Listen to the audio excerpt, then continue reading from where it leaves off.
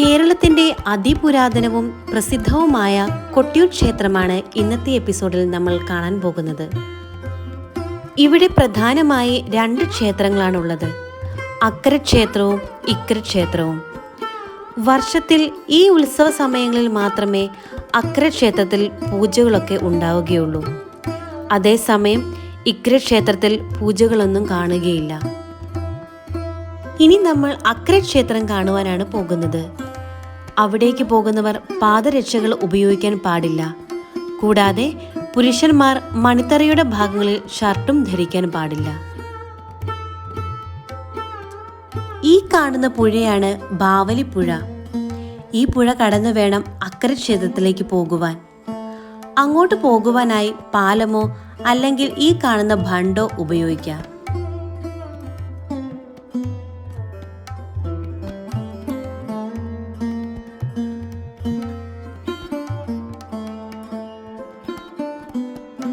ക്ഷേത്ര ദർശനത്തിന് വരുന്ന തീർത്ഥാടകർ ഈ പുഴയിൽ സ്നാനം ചെയ്യാറുണ്ട്.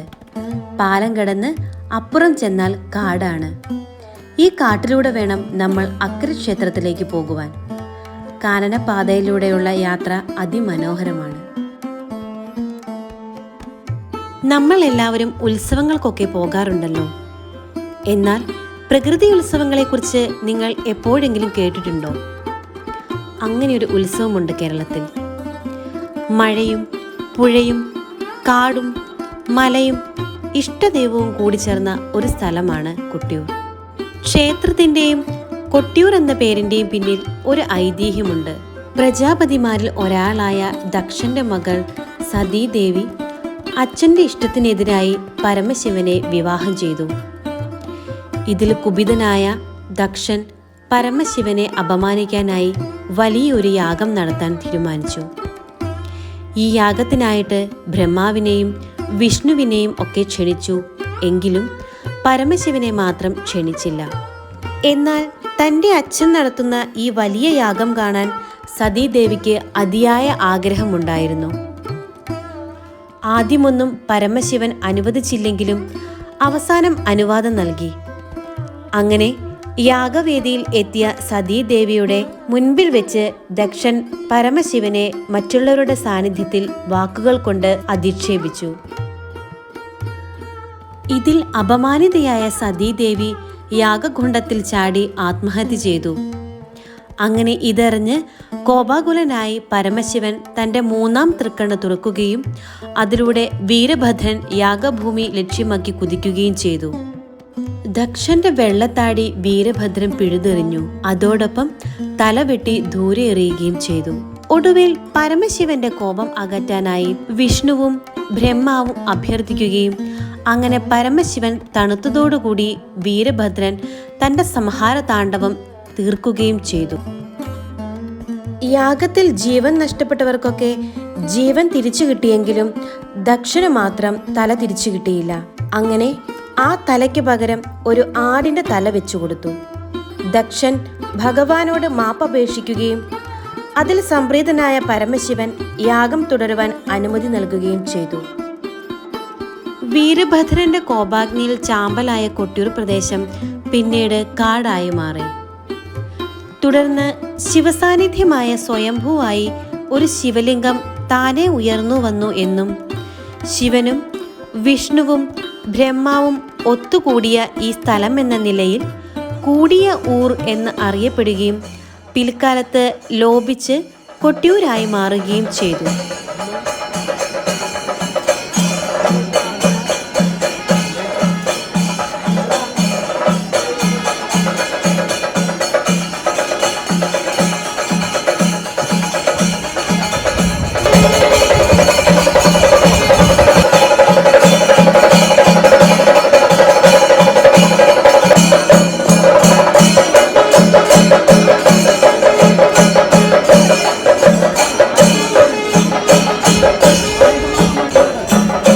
ശിവപാർവതിമാരുടെ വിഗ്രഹവും വഹിച്ചുകൊണ്ടാണ് ഗജവീരന്മാർ മണിത്തറ വലം വയ്ക്കുന്നത്.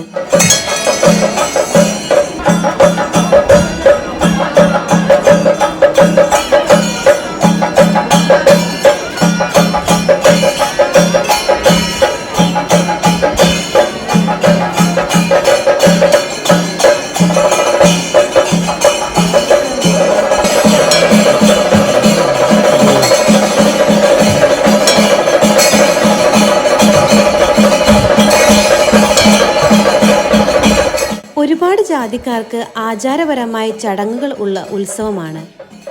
വനവാസികൾ തൊട്ട് നമ്പൂതിരി വരെയുണ്ട് ഇക്കൂട്ടത്തിൽ. ഉത്സവം നടക്കുമ്പോൾ വിവിധ സമുദായക്കാർ ഒരേ സ്ഥലത്താണ് താമസിക്കുന്നത്.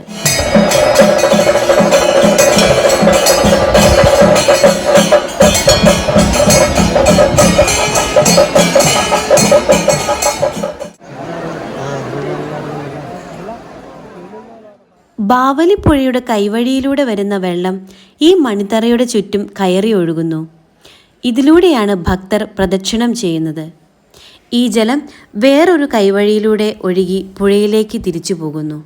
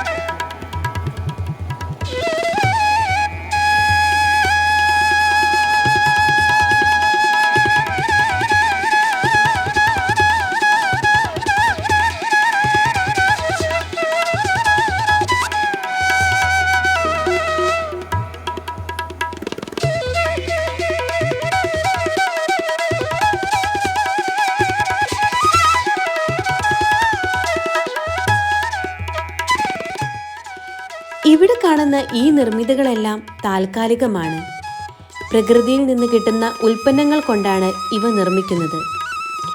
28 ദിവസത്തിന് ശേഷം ഇവയെല്ലാം പൊളിച്ചു കളയും.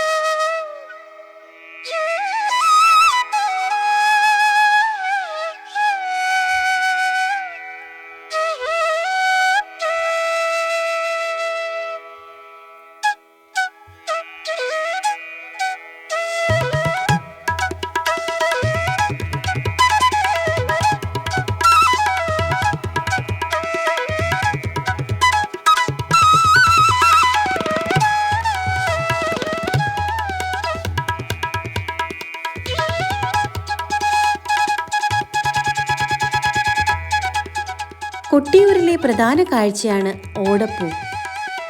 ഇത് പൂജാമുറിയിൽ തൂക്കിയിട്ടാൽ അടുത്ത വൈശാഖം വരെ വീടിന് ഐശ്വര്യം തരും എന്നതാണ് വിശ്വാസം. ദക്ഷന്റെ താടിയുടെ പ്രതീകമാണ് ഓടപ്പൂ. ഇനി ഇക്കരെ കൊട്ടിയൂരിലെ കുറച്ച് കാഴ്ചകൾ കാണാം. ശബരിമലയ്ക്ക് ശേഷം ഏറ്റവും കൂടുതൽ ഭക്തർ വരുന്ന തീർത്ഥാടന കേന്ദ്രം തന്നെയാണ് കൊട്ടിയൂരെന്ന് നിസ്സംശയം പറയാം. ആയിരക്കണക്കിന് തീർത്ഥാടകർ ഇവിടെ വരുന്നുണ്ട്.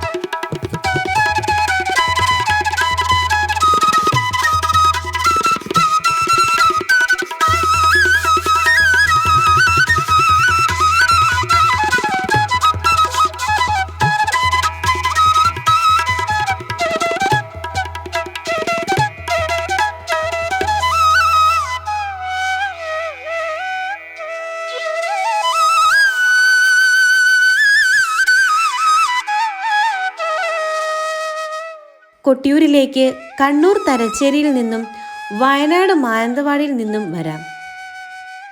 ഇനി ഉത്സവപ്പറമ്പിലെ കുറച്ച് കാഴ്ചകളും കണ്ടുകൊണ്ട് ഈ എപ്പിസോഡ് ഇവിടെ അവസാനിപ്പിക്കുന്നു.